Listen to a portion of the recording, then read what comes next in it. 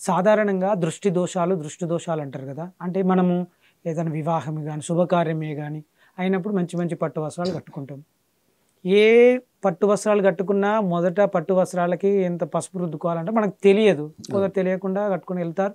వచ్చి రాగానే వామిటింగ్ చేసుకోవడం, చాలా కష్టపడుతుంటారు. అసలు నిద్ర ఏదో జ్వరం వచ్చినట్టుగా చేస్తుంటారు. అసలు దృష్టి దోషం అంటే ఏంది? అసలు ఎందుకు కలుగుతుంది? ప్రతి ఒక్కరికి అది వర్తిస్తుందా?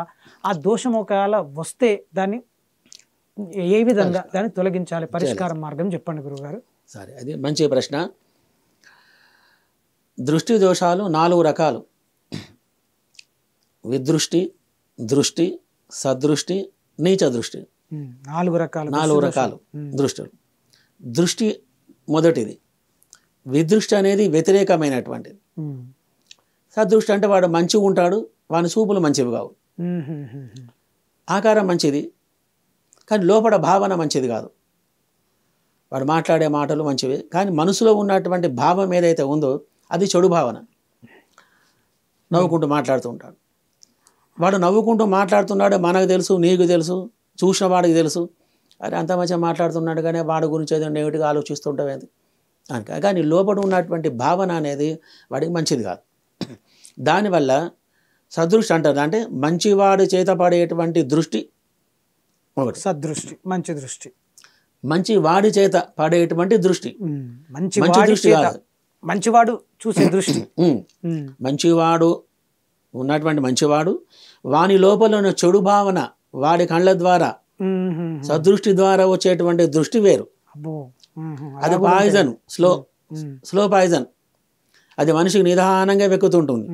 ఎందుకంటే మనిషి బాగానే ఉంటాడు, లోపల భావన మంచిగా లేదు, నవ్వుకుంటూ మాట్లాడుతుంటా, ఏమండి బాగున్నారా, చేస్తున్నారే, మంచి బట్టలు వేసుకున్నాం అంటే మనసుతో భావన చేసి కూడా వాడి భావన మంచిగా లేదు.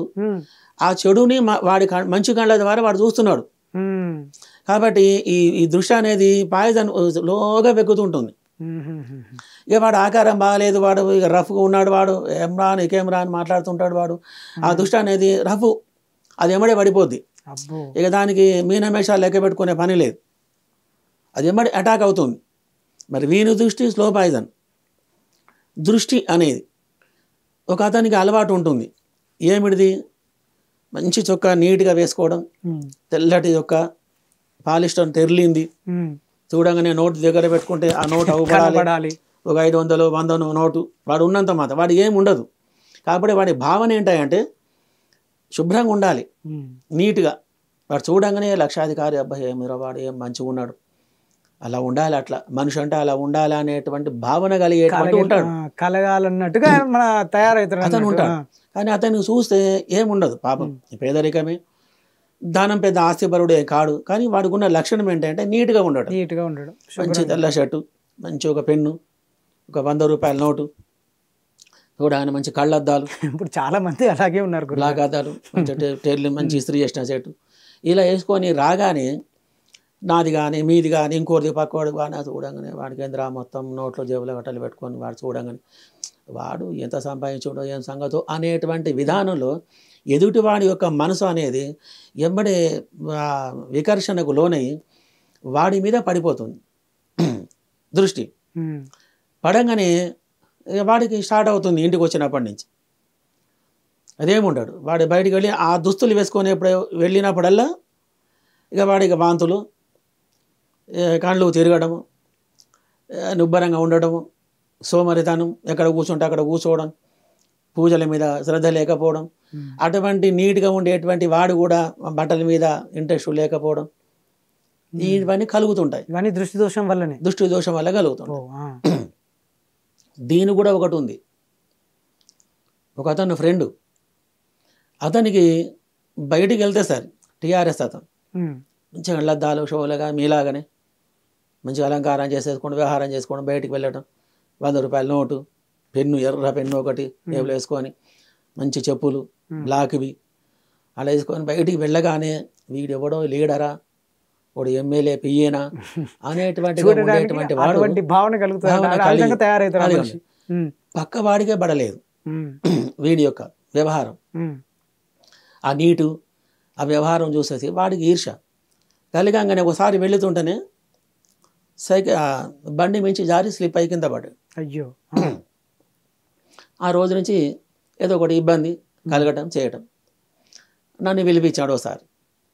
స్వామి ఇట్లా తరచుగా వెళుతుంటే కూడా కింద పడుతున్నాం, ఏదో ఒక 6 నెలల నుంచి ఈ సమస్య వస్తుంది, మరి దీనికి మార్గం ఏంటి వ్యవహారం. సరే మంచిగా చూసాం వాడి జాతకం. సరే మన ప్రకారం ఏమిటంటే ముందు అయితే జాతక ప్రకారంగా చూడాలి, సమస్య ఏంటో తెలుసుకున్న తర్వాత మనం ఏమైనా పరిష్కారం చెప్పాలి. జాతకం చూశాను అని బాగానే ఉంది. రాహు యొక్క దశ వాడికి ఎంటర్ అయింది ఒక 6 నెలల 8 నెలల కింద. అది ఎప్పుడైతే స్టార్ట్ అయిందో దృష్టి దోషం స్టార్ట్ అయింది. ఆ దశ మూర్ఖం దశ. వీడు చేసేటువంటి పని హైలైట్ వర్క్. ఇద్దరు కూడా పోట్లాడుకోవడం జరుగుతుంది. పుణ్యము పాపం ఈ రెండు కూడా ఏదైతే కొట్లాడుకొని ఏది గెలుస్తుందో ఈ జన్మలో ఆ ఫలితం కలుగుతుంది. పాపపుణ్యాల బేరీజులు అన్నీ బాగానే ఉన్నాయి, నువ్వు లక్షలు ఉన్నాయి నీ దగ్గర, కానీ సమస్యలు, ఇంటి సమస్యలు, గృహ సమస్యలు అన్నీ ఉన్నాయి కూడా. అటువంటి సమస్యలకు కూడా ఇబ్బందులు పడుతున్నామంటే పాపపుణ్యాల బేరీజు వల్ల ఇవన్నీ జరుగుతుంటాయి.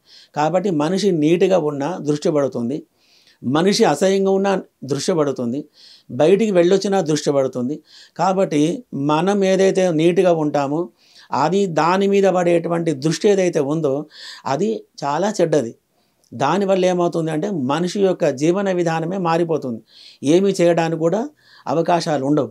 తరచుగా క్షీణించడం, వ్యవహారం చేయడం, భార్యాభర్తలు గొడవ, అసహ్యాలు, ఈర్ష్యాద్వేషాలు ఇవన్నీ కలిగి మనిషి జీవన విధానాన్ని మారిపేసేటువంటి యొక్క శక్తి ఆ దిష్టికి ఉంది. కాబట్టి అది తొందరగా దాని పరిష్కారం అనేది చేసుకోవాలి.